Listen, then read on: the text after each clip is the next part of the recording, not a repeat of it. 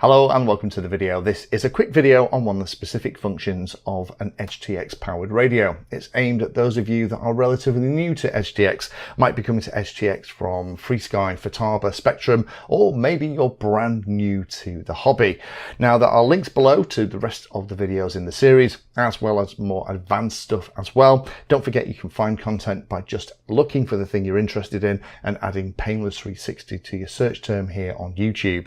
So let's jump on the bench and let's talk about the topic for today. This time the subject is something called logical switches. If we go into the model menu and go all the way over here, towards the end you'll find this thing called logical switches. Now what are logical switches? That sounds like a really odd concept. Now on a radio, which we've already covered in the series, you can assign a switch to a specific channel or to do specific things on the radio, and that is pretty standard stuff. There are lots of switches on something like this TX16S. Smaller radios, more designed specifically for things like multi-rotors, tend to have a lot less switches because you don't tend to use as many when you're flying things like a multi-rotor. But it's very easy to assign a switch to a channel. But what about if you want something to happen on the radio that isn't the result of the physical flipping of a switch or a control? Well, that's where logical switches come in. Logical switches are those things that's on the radio. You can set up a logical switch to watch for something to happen on the radio and to turn on a logical switch when that condition happens. So it might be that you only want something to happen when the throttle is over a certain value. You can have a logical switch to detect when that happens and to turn on. You might want it so that when the roll control is at a very specific value, the logical switch detects something else. However, it's much more likely to be something like telemetry based. So it might be that when the battery that's in the model goes below a certain voltage, you want the radio to play a warning sound or to buzz in your hands or let you know that that's happening.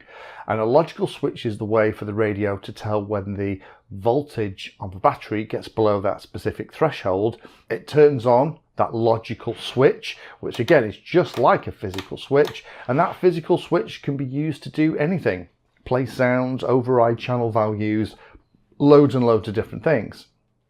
So if we create a logical switch, let me just show you how this works. We'll put on the plus button and we'll select logical switch 01. You can pick them. In the old days, it just used to assign them sequentially. But L01, and then we have these options on the screen. Now this looks a little bit complicated, but I promise you it's not as bad as it looks. The hardest thing is the function. This will ask you which function you're looking for. So you're going to basically, as a logical switch, you're going to be testing when something's happened, and that thing can be either above a value, below a value, at a value, not at a value. There's lots of different ways you can do it. So all of these equals, so A equals X is pretty obvious. If the first value is equal to the second value, then the logical switch is turned on while that condition is met. A tilde X, that little squiggly line, means that it's testing whether or not the first value and the second value are approximately the same. Then you got when A is greater than X, A is less than X, and you actually have a whole load of these things. Edge, all kinds of other bits and pieces, timer and sticky at the bottom. I'm not going to get into all of them because, to be honest, this is more about explaining what logical switches are. If you want to get into the weeds, use the links in the description below to see some of the more advanced setups where logical switches are one of the 2 or 3 very powerful things that you can do. So let's say when A equals X. So V1 is going to be the thing. So let's say we'll have a logical switch that turns on when the aileron is on the very left hand side. So let's pick aileron. Value 2, let's go to the minimum.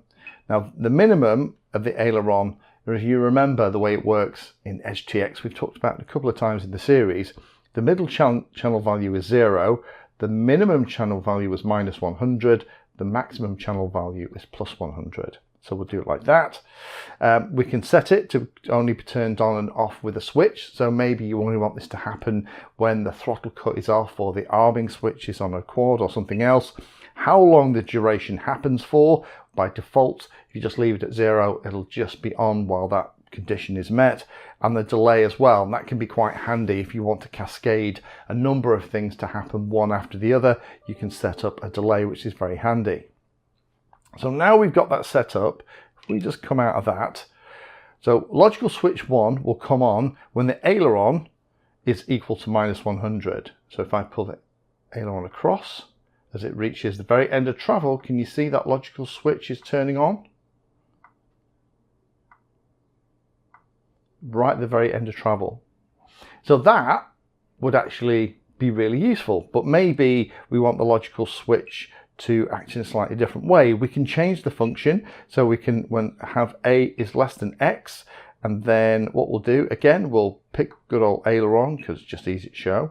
V2, let's make that, when it's less than, I don't know, about 80 or 70, that'll work. So now, rather than being just at the end of travel, as soon as the aileron goes below -70, so for all that travel now, the logical switch is on, because at that point, when it turns on, it's -70, then we go -80, -90, 100. Now, how do you use a logical switch then on the rest of the radio? Well, let's just to show me one more thing. Logical switch 2. So we could have the function when A is less than X. We could have, initially we looked at the sources here. There are lots and lots and lots of sources, including, if you scroll through, we could also have all of the telemetry that we have on the model here as well. So things like our RSS values, R quality, we can actually set up here values for things. So if you have things like receiver battery, maybe the receiver battery is on the particular receiver, you've got one of the Radio Master ones that gives you maybe the flight battery. Maybe if it goes below 11.1 volts and the arming switch is in the arm location, then that is a way that we can very easily test whether or not the battery is in a low state, and that can be used in lots of different places. So let's finish that off with that bit. So how do we use that? We use it in exactly the same way. If I go into mixes, I can come into here, I can add another channel, maybe let's add channel 10, maybe that's for an LED or something that you want to come on the model when the battery is low, and select something called max, which is just going to give it 100 value, and we can set the switch for it to be a logical switch, and we'll select that logical switch 02 to turn it on. So now what will happen is that logical switch, when it activates, will turn on channel 10 to that maximum value. So hopefully that kind of explains it a little bit. Logical switches, all they are is just a cool way to set up a condition in the radio, and when that condition is met, then it just appears in the radio as though it was a physical switch that you'd actually flicked with your fingertip. And that can be used for all kinds of things. Playing around with the radio, you'll find loads of stuff. Is it something that you're going to play with on a regular basis? If you're just flying a quad or whatever, using basic stuff, probably not. But as you get more sophisticated, you'll find that logical switches are something you use all the time. Thank you for watching my video. Check out the playlist, and adding Pedantry 60 to your search terms will help you find my content. If you haven't done so already, please hit the like and subscribe button. It helps a lot. You can support the time I spend here answering questions and helping others by using the links in the video description.